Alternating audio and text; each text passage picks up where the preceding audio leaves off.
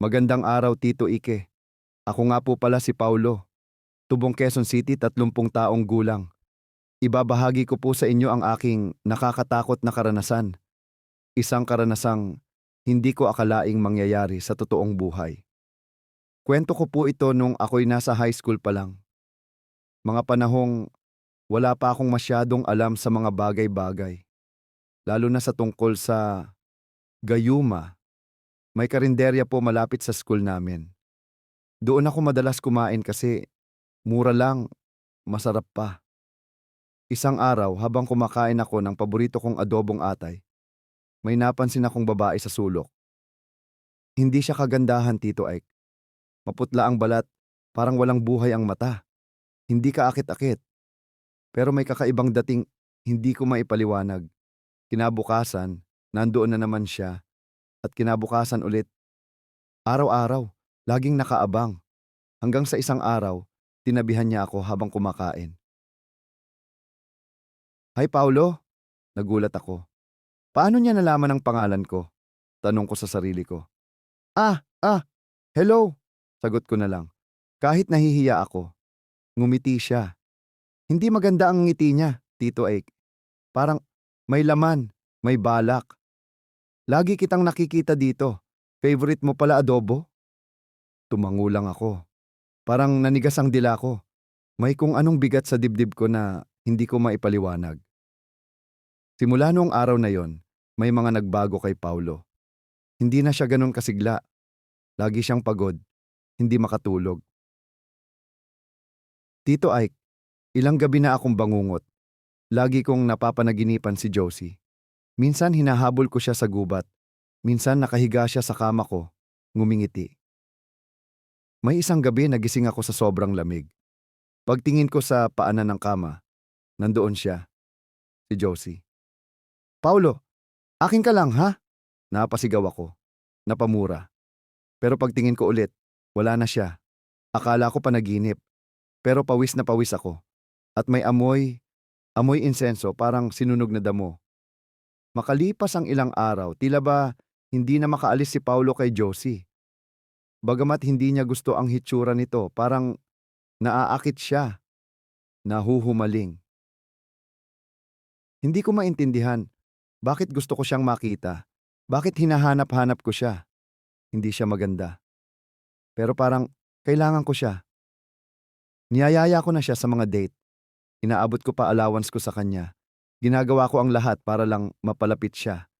Pero habang tumatagal, parang nauubos ako. Hindi lang sa pera, pati lakas. Parang kinukuha niya ako, unti-unti. Hanggang sa may isang araw, may nalaman si Paulo mula sa isang matandang tindera sa tabi ng karinderya.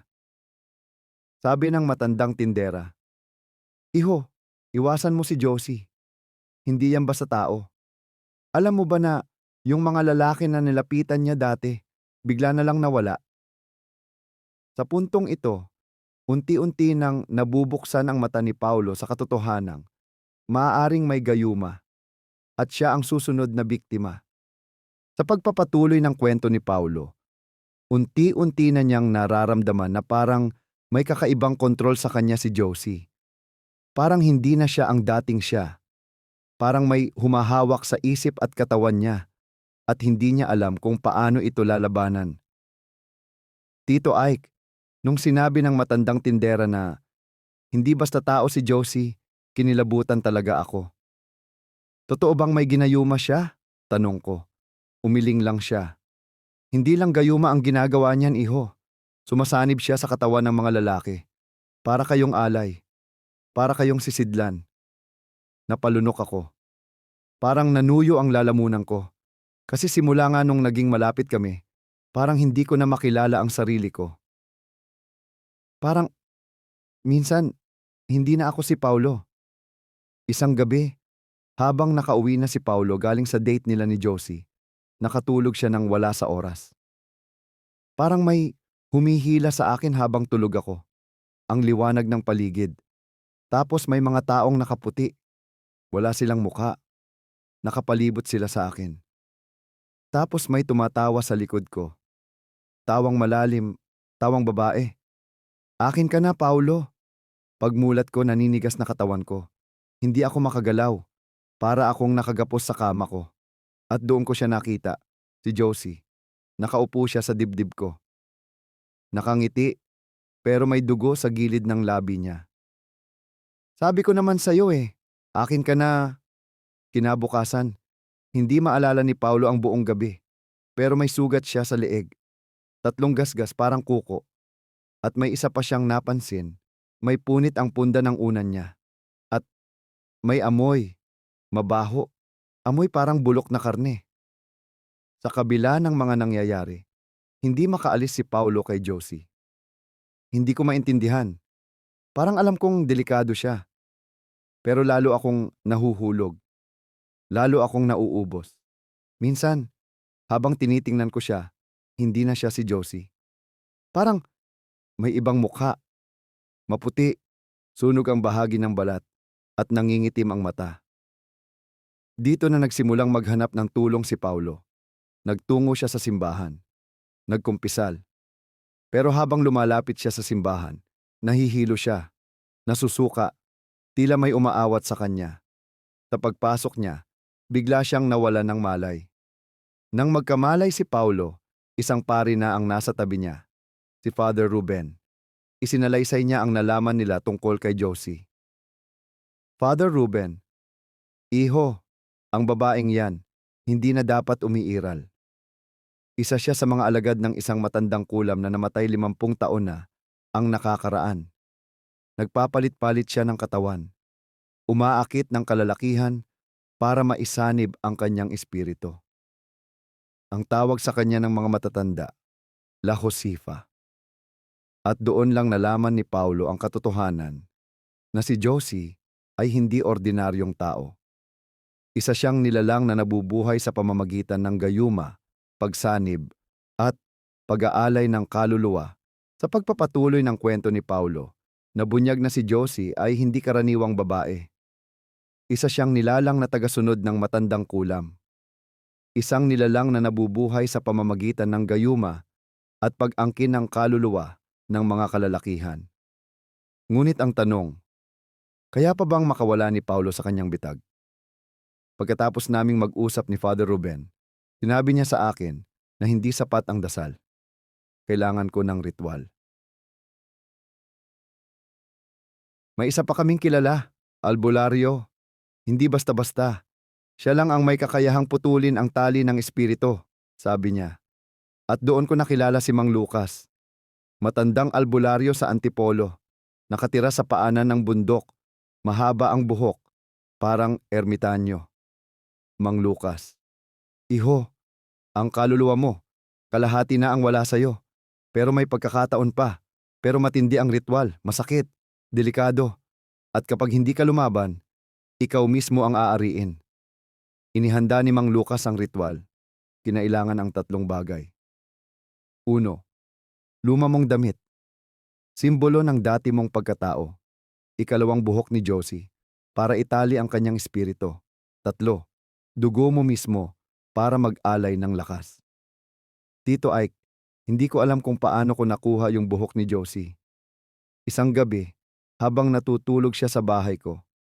Oo, dumating sa punto na dinala ko na siya sa bahay. Kinuha ko ang suklay niya. Tapos, tumakbo ako palabas. Parang may humahabol sa akin. Pero hindi ko siya nakita. Hangin lang pero may boses. Paulit-ulit. Bakit mo ako tinatalikuran? Di ba mahal mo ako? Gabi ng ritual. 11:59 ng gabi. Sa gitna ng muntit madilim na kubo sa gilid ng bundok. Sa paligid ni Paulo, asin, kandila, at insenso. Nagsimulang umawit si Mang Lucas ng dasal na hindi kilala ni Paulo. Parang Latin, parang sinaunang Tagalog. Tito Ik, habang ginagawa ang ritual, bigla akong nanginig. Lahat ng balahibo ko tumayo. Tapos, nagsimulang lumamig. Pero hindi normal na lamig. Lamig na parang may kasama. Bigla akong sinapian. Hindi ko naramdaman ang katawan ko. Para akong natutunaw. Sa gitna ng dasal ni Mang Lucas, bigla akong sumigaw. Huwag! Akin siya! Aakin si Paulo! Hindi ako yun! Boses ng babae. Malalim. Matinis. Galing sa loob ko. Habang sinasapian ako, sinubukan ni Mang Lucas putulin ang spiritual na tali. Binuhusan ng langis ang aking tiyan. Sinindihan ang kandila at tinaga ang anino niya gamit ang gulok na may palaspas. Mang Lucas, lumayas ka sa katawan ng bata. Hindi ka na niya kailangan. Sumigaw si Paulo. Kumalog ang buong kubo. May sumabog na bintana kahit wala namang hangin. At biglang lumitaw si Josie. Hindi siya dumaan sa pintuan. Nandoon na lang siya, nakatayo sa sulok. Pero Tito Ike, hindi na siya Josie. Nabulok na ang mukha niya. Isa na lang ang mata. Nabubulok ang mga labi. Parang patay na, hindi natunawan. Sa huling bahagi ng ritual, pinilit ni Paulo na isigaw ang kanyang pangalan. Ako si Paulo! Hindi kita mahal! Hindi na ako sayo! At doon, biglang umiyak si Josie. Umiyak ng dugo. Tapos, tumalsik siya paatras. Napasigaw siya sa isang huling linya. Babalikan kita, Paulo! Kahit sa impyerno! At nawala siya. Parang usok. Naiwan sa hangin ang amoy ng sunog at nabubulok na bangkay. Ang pagkatapos ng ritual, bagsak ako. Parang akong naubusan ng kaluluwa. Pero alam ko, ako na ulit ito. Tumigil na ang bangungot. Wala na si Josie. Pero minsan, sa dilim ng gabi, pakiramdam ko, may mata pa ring nakatingin sa akin. At sa tuwing dumadaan ako sa karinderya kung saan ko siya unang nakita, sarado na yon. Wala na ang pwesto. Pero isang beses, may nakapaskil na papel. Nakasulat, Bagong bukas, lutong bahay ni Josie. Ito ang kwento ni Paulo. At ang kanyang bangungot sa kamay ng isang gayuma. Mag-ingat ka. Baka may Josie rin sa buhay mo. Hanggang sa susunod. Magandang gabi, Tito Ike.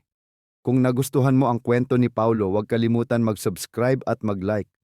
Kung may karanasan ka naman na nakakatakot, maaring ibahagi mo sa akin para sa susunod kwento mo. Naman ang mapapakinggan mo. Hanggang sa muli. Magandang gabi, mga kababayan.